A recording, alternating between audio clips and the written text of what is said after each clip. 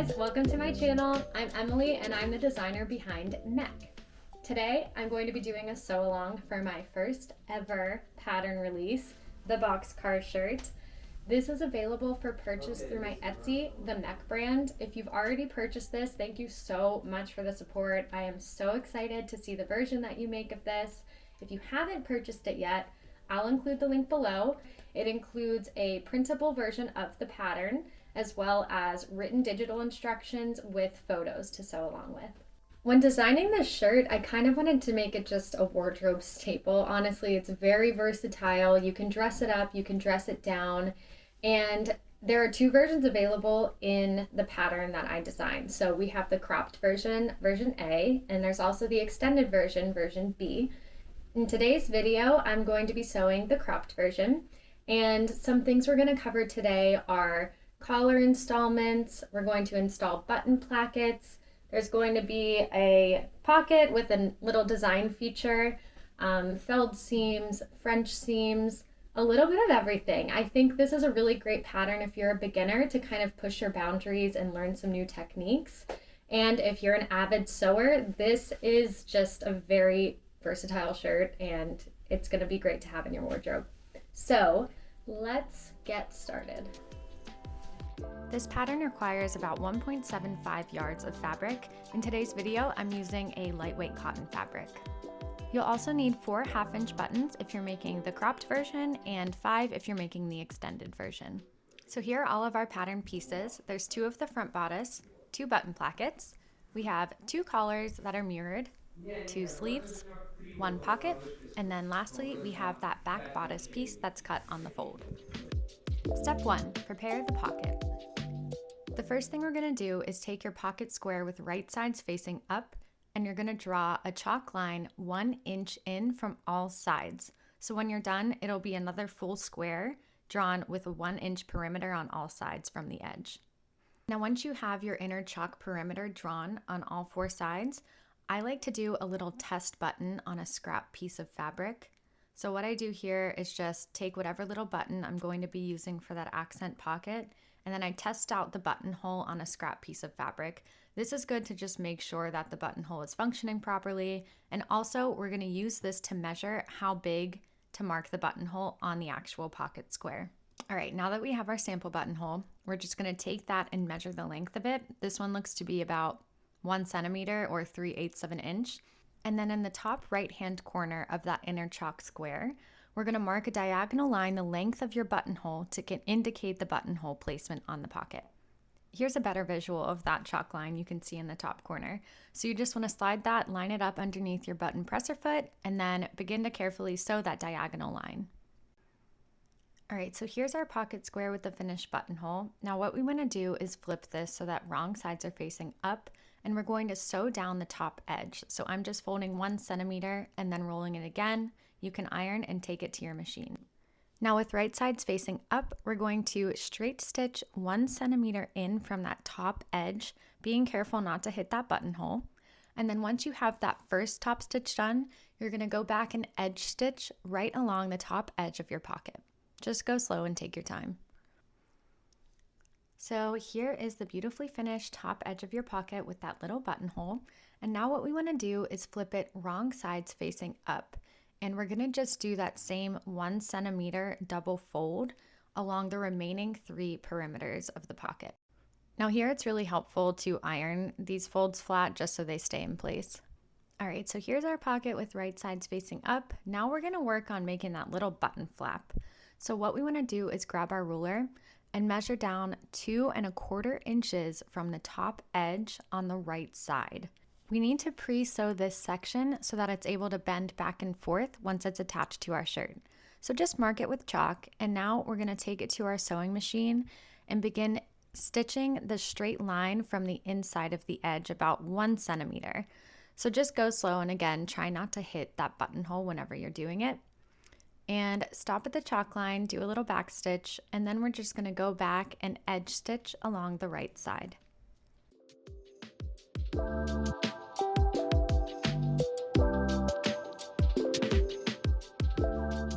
Now we can move on to step 2, attach the pocket to the shirt. So with your left front bodice piece right side facing up, and mark 6 inches down from that center front neckline on the edge. So once we have this marking made, we're going to take our ruler again, and from that edge, we're going to mark over 2 3/4 inches.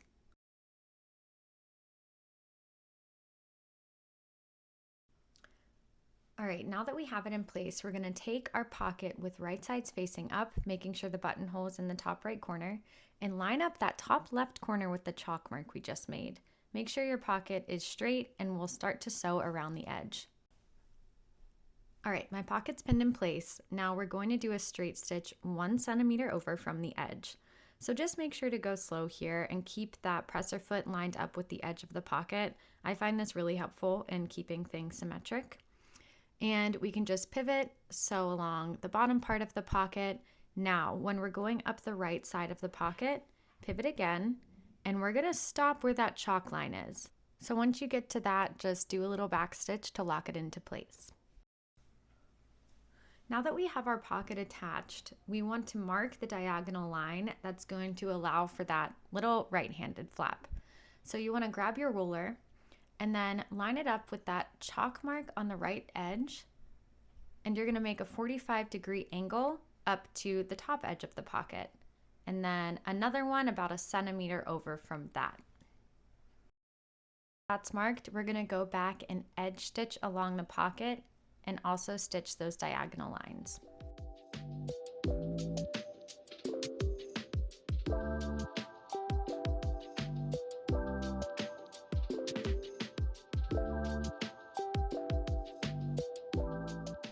All right, now coming up the right side of the pocket, you're going to edge stitch, stop at the chalk, lift up your presser foot, and then we just want to pivot and go along that first blue chalk diagonal line. Okay, and now stop when you get to the top edge, lift that presser foot, and then here I go over about like 2 or 3 stitches. Pivot again, and then go down that second diagonal line.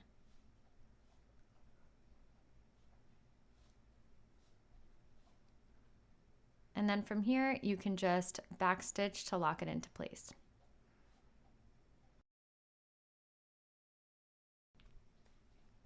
Okay, so our pocket is finally attached. We have top stitched parallel lines all across, and then you can see this little flap is still moving.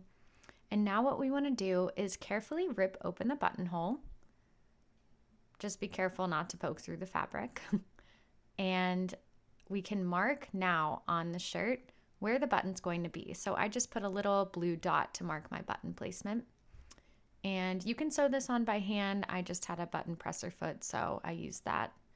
And just carefully go through and attach your button. Congratulations, your pocket is done, so you can button that little accent piece and admire your work. Now step 3, attach the button placket. With right sides of the shirt facing up, we're going to align the collar stands with the front shirt pieces along the neckline and then down the center. So we have our wrong side of the button placket facing up, and we're just going to line up those notches on the neckline and pin into place. And then carefully just continue pinning all along that front edge. So here are both of our bodice pieces we have pinned, and the pins stop at the notches on that collar line. That's all we're going to sew to. So beginning at the notch, sew in 1 centimeter from the edge and just carefully follow along, pivoting at the corner, and make sure that the bodice piece is lying flat underneath the button placket so that you don't get any bunching. And then backstitch at the end. Here I'm ironing open that seam that we just finished with the wrong sides facing up, and then you want to fold that right sides facing out and carefully just poke out that little corner in the center front. Now flip your shirt right side facing up and iron flat that fold. Now here is our front panel. We want to flip that over so the wrong side's facing up, and here we just want to fold in a 1 centimeter allowance along that raw edge of the button placket. All right, once that's all finished up, we are going to fold it back over, iron it flat, and here you can see we've concealed all the raw edges of the placket. Now what we're gonna do is top stitch that button placket down. So what I like to do is begin at the neckline and just carefully pin so that all of those raw edges are lining up. Once the neckline is pinned, I like to pin from the top of the shirt since I'll be top stitching, making sure to grab that button placket underneath. However, if you're using a solid color fabric with the same color thread, you can sew from the wrong side of the shirt. Just keep in mind that your bobbin thread will be visible from the right side, so make sure to use the same color thread on your bobbin. All right, so now I'm going to begin sewing along that pin line. You just want to take it very carefully here and make sure you're picking up the edge of your button placket underneath.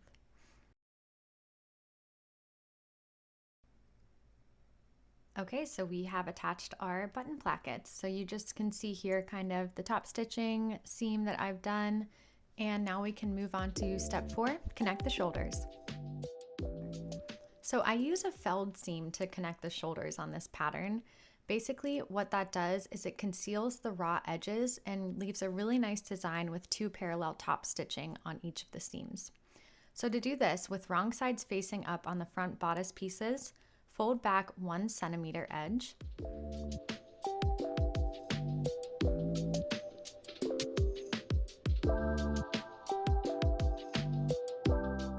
And then with right sides facing up on the back bodice, fold back another 1 centimeter edge on each of those shoulders. I find that pre-ironing the edges makes this part a bit easier. Basically, you just want to unfold those edges and overlap them onto one another. So the front bodice edge is going to overlap that back bodice edge by 1 centimeter. And then I just carefully pin them in place. And what we're gonna do here is just sew a straight seam directly down that 1 centimeter channel. And this is gonna hold our edges in place for the felled seam. So here we have our overlapped shoulders, and you're just gonna line your needle in the center of that 1 centimeter edge. Lower your presser foot and then just carefully do a straight stitch, making sure to pick up that 1 centimeter piece underneath from the back bodice.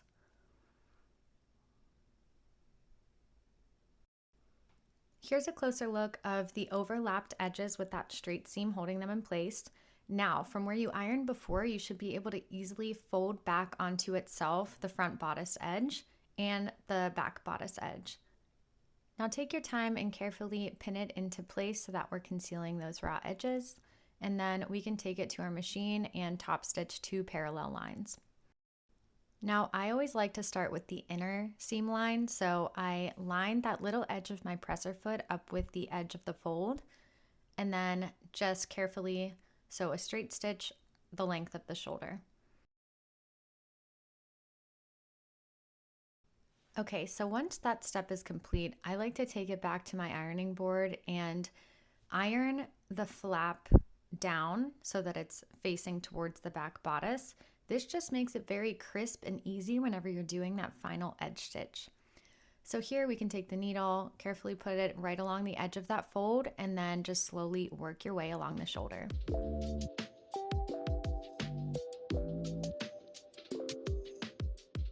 Now that our shoulders are complete, we can move on to step 5, connect the sleeves.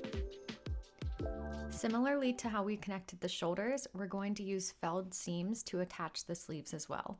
So with wrong sides of the bodice facing up, we're going to iron a 1 centimeter allowance all along the edge of that armhole.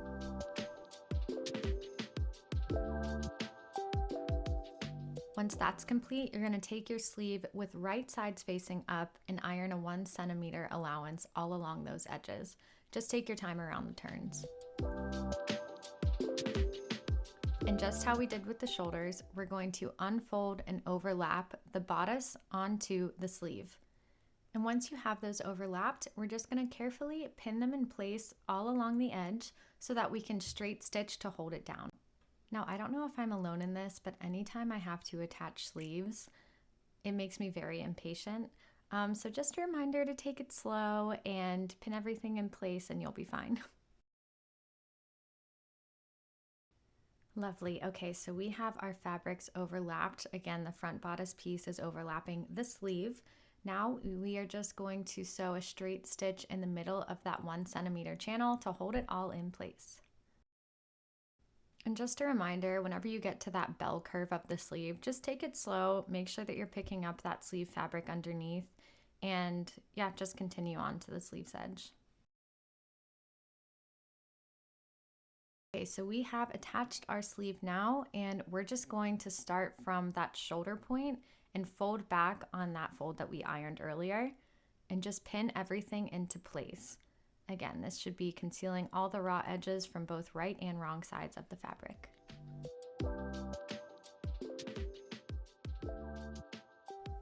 So with right sides facing up, I like to start with that inner seam of the sleeve line, and I just line my presser foot up with the folded edge, and then I go forward and start with that first parallel line attaching the sleeve to the shirt. So whenever you get to the curve of the sleeve, just take it really slow. Sometimes the fabric gets a little bunchy here, but just pull it tight and then continue on with your stitching. All right, so we have our first seam done on the sleeves, and again, I just like to iron that flap facing towards the sleeve so it's nice and crisp and ready for our edge stitching. So line that needle up with the very edge of your fold, and you can continue going along that sleeve. Same thing here. You just want to make sure that you're pulling the fabric underneath as well as that fold tightly so that there's no bunching going along the edges.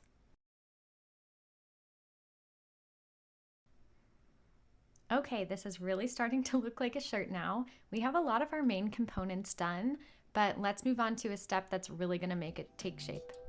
Step 6, prepare and attach the collar. For this step, we're going to take 2 of our collar pieces and lay both of them on top of one another with the right sides facing together.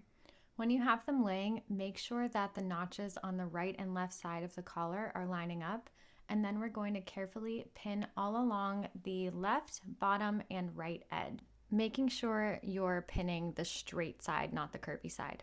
So once it's pinned, mark 1 centimeter down from the left and right top corners of the collar. This is where we're going to begin and end our straight stitch that attaches them. So here's a closer look of the 3 edges that I've sewn the collar together with, and you can see here the stitch line stops about 1 centimeter below that top curved edge. So once you have that done, you're going to take your scissors and just trim along the outer edge of the collar, just removing any excess material. This is going to make our collar look very crisp and lay nice and flat whenever we turn it right side out. So now you're just going to flip your collar and point out those corners. So I like to use tweezers. I don't know if it's the best option because sometimes they can poke holes in your fabric. So maybe don't follow my suit, but whatever you use, just be careful. Don't poke the holes. And then most importantly, you want to iron your collar. This is going to make it super crisp, super sharp, and it's going to get it in the right shape before we attach it to the neckline. To attach the collar, you're going to have your shirt right side facing up, and we're going to begin by sewing to the outside of the shirt. I'll show you a closer look here. So this is our center front edge, and remember that notch that we had on the neckline? This is where we're going to start lining up our collar from. So you just want to flip up that raw edge from the end of that notch, and you're going to take one side of your collar and carefully line it up there. So you want to make sure that those edges are nice and lined up, and then you're going to carefully pin all along the perimeter of your neckline with one side of the collar. Okay, so I have pinned all along the neckline, and here's a little troubleshooting. So there's a thing called a sewing allowance, and basically what it is that no matter what we sew, it could be a little bit more or a little bit less than what we intend. If that happens here, you might find that your collar edge isn't quite making it to that notch, or vice versa. If it's not quite making it, you're gonna have the raw edges along that neckline that you can just fold in, pin down, and we're going to be top stitching over that anyway. So just pin it in place. and then we'll start our seam to attach the collar to the neckline. All right, so here we're at our sewing machine, and you want to line your presser foot up so that the needle is starting to attach right at that edge where the notch stopped. And then we're just going to go through and carefully attach your collar all across the neckline.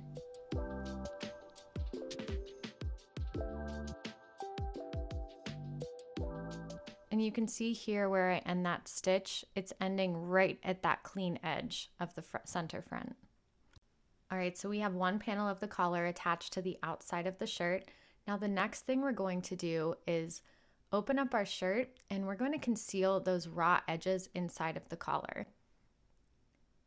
So to do this, you're going to open up your shirt. Right now you see the inside of your shirt facing up, and you just want to make sure those raw edges of your shirt are pushed up inside of the collar. And we're going to fold up a 1 centimeter edge on that raw end of the collar, and we're going to carefully pin it all along that sewing line that we just did. So here I'm just ironing up the raw parts to be inside of the collar and hold them in place. And then beginning at the corners, I like underturning the 1 centimeter, pinning it into place, and then I do the same thing on the other side just to make sure that it's lined up and centered. And after that, I just continue all along that collar edge, flipping up 1 centimeter and pinning it down.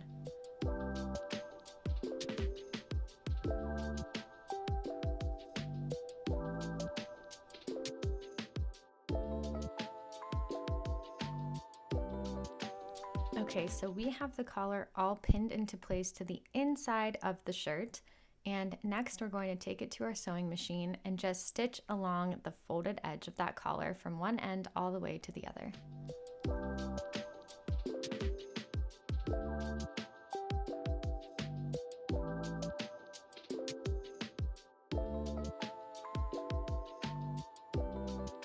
Alright, so we've made it to the end here, and we just want to do a little back stitch to hold it into place. And now you can see that our collar is beautifully attached. So one of the last things we want to do here is top stitch along the edge of the collar and down on the button placket. Now I like to start in the center back and do one side at a time. Before I do that, you want to make sure that you iron everything nice and flat so it's super crisp for that top stitching edge. So I'm in the center back edge of my collar, and I'm just going to slowly stitch all along that edge, pivoting where there are corners and making sure that everything is pulled tight and laying nice and flat.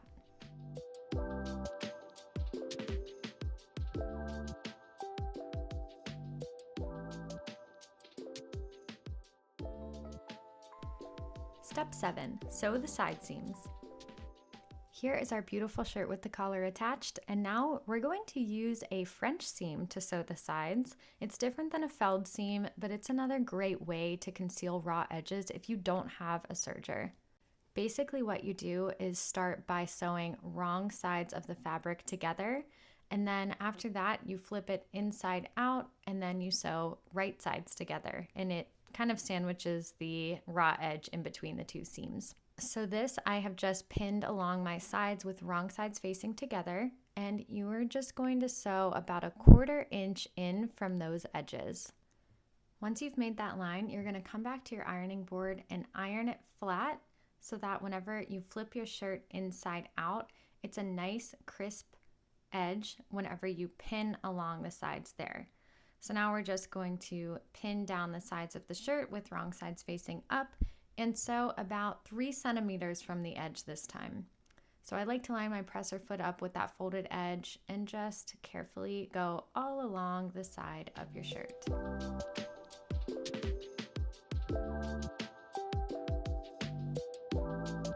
Okay, your French seam is done, so just take it to the ironing board to give it that nice finish. Step 8, hem the sleeves. First off, let's appreciate for how far we've come. Our shirt is almost done. So we basically need to finish by hemming the edge and the sleeves.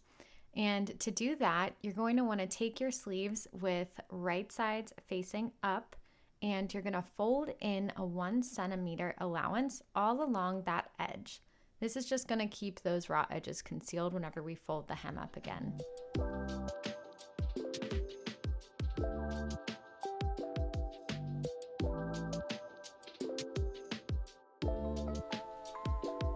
Okay, so the raw edge is now folded up. You can just give it a little iron to make sure it's flat. Now take your ruler, and from the folded edge, we're gonna measure up 1.5 inches. And I just like to mark this with chalk a few different places along the circumference of the sleeve. So you can go through and mark it on each side and then again in the middle.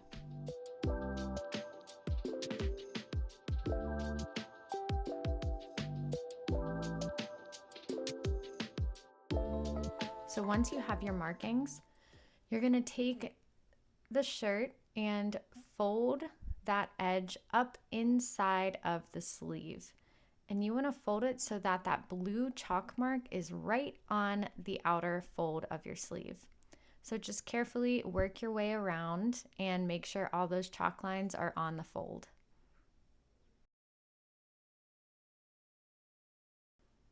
So here as I fold it, I like to take my iron and just iron it down into place. This makes sure that those raw edges stay underturned and that this outer edge is nice and crisp. It'll make it a lot easier when we're sewing later.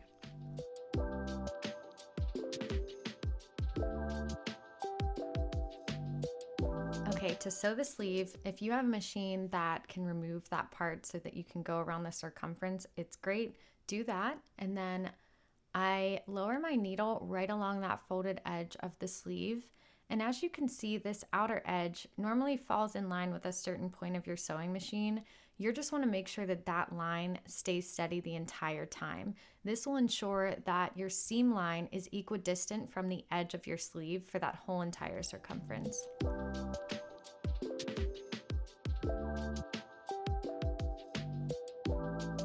The first seam completed, and now we're going to move on to the inner seam. So you can line your presser foot up with that seam line that you just did, lower your needle, and then just keep that presser foot in line with that previous seam so that it keeps the lines nice and parallel.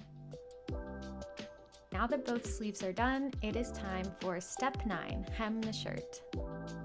So for the bottom hem, we're gonna do another double roll that's 1 centimeter each. So this first one, I've already rolled up the first time 1 centimeter, and now I'm gonna roll it up again and iron it flat in place.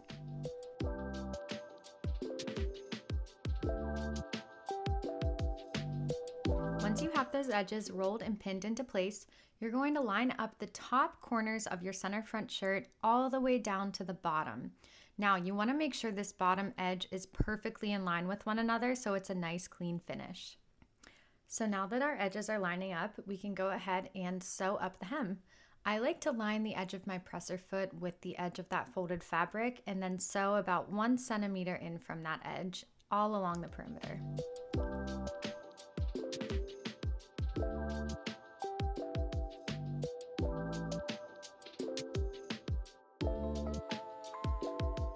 Step 10, mark and sew the buttonholes. Here's the shirt with the beautifully finished hem at the bottom. Next thing I want you to do is grab your ruler, and we're gonna mark 4.5 inches down from the center front on the left-hand side. So just take your chalk and mark that right next to the ruler in the middle of the button placket.